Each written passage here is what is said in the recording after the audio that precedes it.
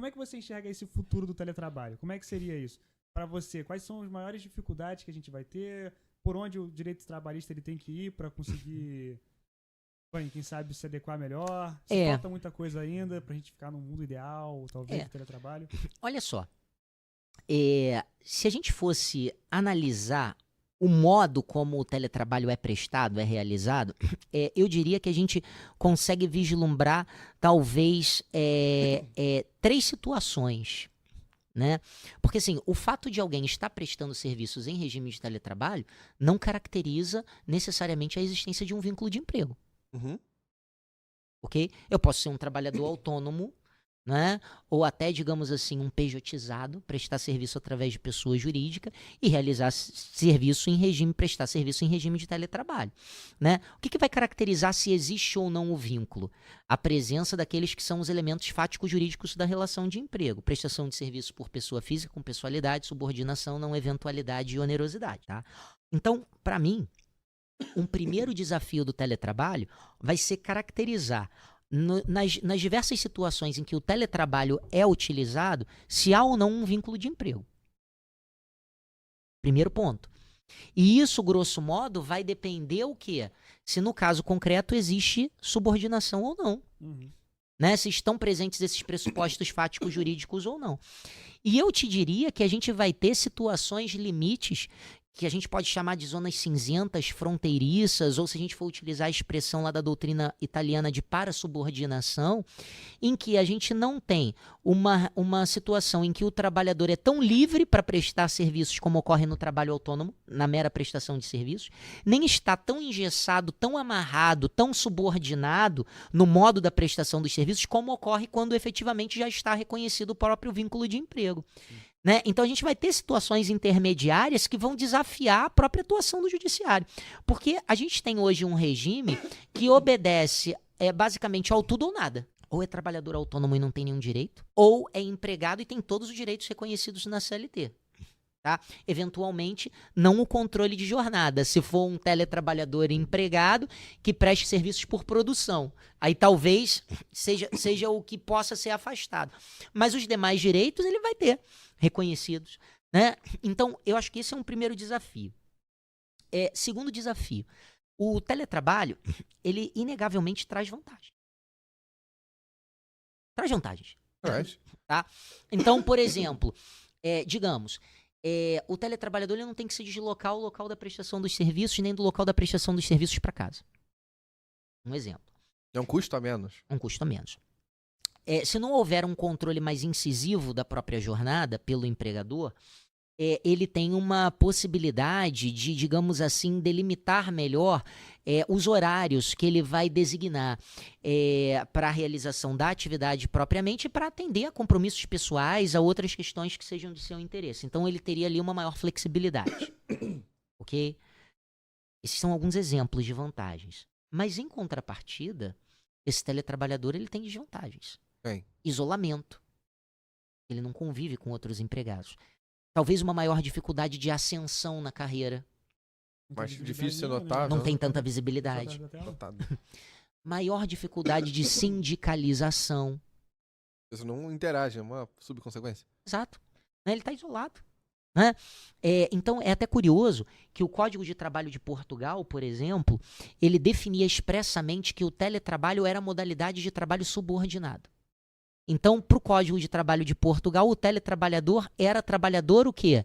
Empregado. Tá? Depois isso foi modificado durante a pandemia, tá? Porque o Código de Trabalho de Portugal passou por reformas e a disciplina relativa ao teletrabalho também sofreu alteração, principalmente nesse que era o ponto que eu queria focar, que era a sua duração máxima. Por quê? Lá ele dizia que o trabalho era subordinado, mas que o teletrabalhador só poderia ficar submetido a esse regime por um período máximo de 3 anos. Porque ele reconhecia as vantagens, mas também reconhecia as desvantagens. Principalmente. Com a pandemia, essa limitação temporal deixou de existir. Mas existiu alguma outra? Existem, assim... Eu não diria restrições, eu diria que existe uma regulamentação como nós temos aqui hoje, mas que se tornou muito mais flexível também pela própria necessidade de adaptação ao contexto pandêmico, tá? Então, considerando isso, havia essa limitação, que hoje já não há. Uhum. Entende? Que hoje já não há. Então, o que eu pontuaria existe uma dificuldade com relação à caracterização da própria modalidade de prestação de serviço, né? Se em toda e qualquer hipótese a gente pode adotar esse critério binário em que o teletrabalhador é trabalhador empregado ou é trabalhador autônomo, né? Como ficariam essas hipóteses intermediárias em que o controle não é tão intenso como na relação de emprego, mas o trabalhador também não tem tanta autonomia como no trabalho autônomo? Vai haver uma dificuldade de sopesar carga de trabalho, controle de jornada, alijamento do trabalhador do convívio com outros colegas de profissão, em que medida isso também não leva a uma baixa sindicalização? Porque, veja, são dois movimentos que, de certa forma, em alguma medida, acabam sendo antagônicos, né? Só fazer um rápido parênteses para tratar do direito coletivo, do direito sindical no Brasil. A reforma trabalhista lá de 17, ela pôs fim ao imposto sindical ou contribuição sindical compulsória, que era um dos óbices para que o Brasil figurasse como signatário da Convenção 87 da OIT, que trata sobre liberdade sindical. Agora está sendo discutida lá no STF a possibilidade de implementação da contribuição assistencial para todos os membros da categoria. Tá? Por quê? Antigamente, esse imposto sindical ele era cobrado de quem fosse sindicalizado ou não. Bastava pertencer à categoria.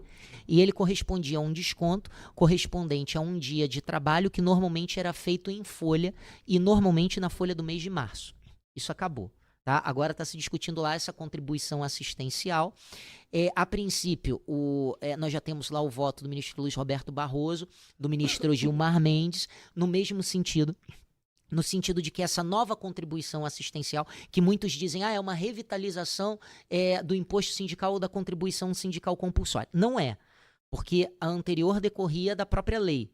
Essa decorre de acordo ou convenção coletiva de trabalho. Então tem a participação do sindicato como órgão de representação dos empregados, dos trabalhadores, tá? E, mais do que isso, se reconhece hoje que o trabalhador teria o direito de oposição, ou seja, ele poderia se opor à cobrança, porque em tese hoje quem tem que custear o sindicato são apenas os sindicalizados, os associados, tá? Essa seria a ideia. Mas, em paralelo, nós temos também a chamada unicidade sindical, ou seja, só pode haver um sindicato representativo da categoria, seja profissional ou patronal, por base territorial. Seja sindicato de empregados ou de empregadores, eu só posso ter um sindicato por base territorial. E esse território deve corresponder, no mínimo, a um município. Tudo bem? Uhum. E aí, muitos sustentam o seguinte, olha, a OIT, ela não sustenta a unicidade sindical, pelo menos não a unicidade sindical sob o prisma legal, como uma obrigatoriedade. Ela sustenta a pluralidade sindical, então ela sustenta que os trabalhadores poderiam constituir tantos sindicatos quanto considerassem necessários por base territorial. Então, ela sustenta uma pluralidade de direito, mas afirma que o ideal seria se ter uma unicidade de fato, porque conforme os trabalhadores se reunirem cada vez mais em torno de um único sindicato, mais forte vai ser esse sindicato. E aí muitos falam assim, poxa, a gente precisa de uma reforma sindical no Brasil, né? Que abarque a própria pluralidade, né? Que não fique mais focada na unicidade também. E aí nós temos algumas propostas até de emenda à Constituição nesse sentido, que estão em tramitação e discussão. Mas todas elas buscam estimular um maior associativismo, né? Uma dessas propostas, eu confesso que eu não vou agora me recordar qual era a proposta de emenda à Constituição, o número, né? Mas ela, se eu não me engano, ela foi proposta por um deputado do PL do Amazonas. Ela sustentava o seguinte, que deveria ser mantida a unicidade, mas que deveriam ser estabelecidos percentuais de sindicalização para que os sindicatos atualmente existentes pudessem ser considerados como os únicos representantes da categoria naquela base territorial. Então, qual era a ideia? Se aprovada, em até 1 ano após a entrada em vigor dessa proposta de emenda à Constituição, os sindicatos que não tivessem pelo menos 10% dos membros da categoria naquela base territorial sindicalizados perdiam, digamos assim, o monopólio da representação da categoria naquela base territorial.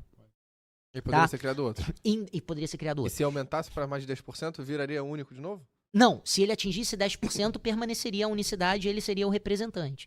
E aí se dizia o seguinte, mas era um critério gradual.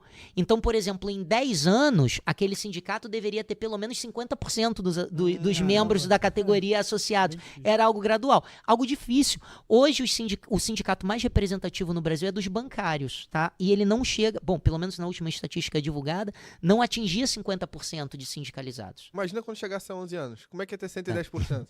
Então, essa matemática tá meio esquisita. Mas é isso. É um problema comum a todos aqueles que fazem direito.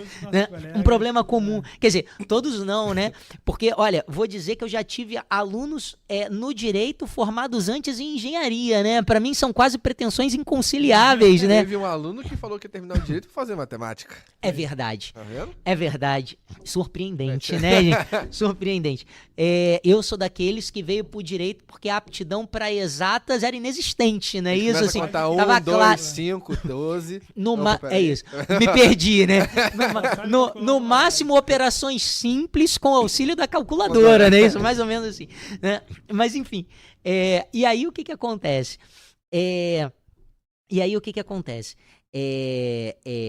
Eu dizia, né, que esse teletrabalhador, ele fica alijado do convívio com outros trabalhadores, ele tem uma maior dificuldade de sindicalização e, ao mesmo tempo, se estimula o associativismo. Né? Parecem pretensões até díspares, né? Então, assim, são desafios que a gente efetivamente, no longo prazo, vai se deparar. Talvez eu tenha esticado até um pouquinho aqui a Mas deu pra corda, entender. né? Mas o que eu queria dizer é justamente isso, né? São alguns dos desafios do teletrabalho. Mas eu acho que o principal desafio vai ser essa questão, essa discussão a respeito da caracterização ou não do vínculo, quais direitos vão ser reconhecidos ao teletrabalhador, se é o caso de se disciplinar essa chamada zona cinzenta, grise, fronteiriça, né? Se fala muito disso hoje, mais até em relação à uberização do que propriamente em relação ao teletrabalho. A necessidade de se regulamentar o trabalho por aplicativo, né?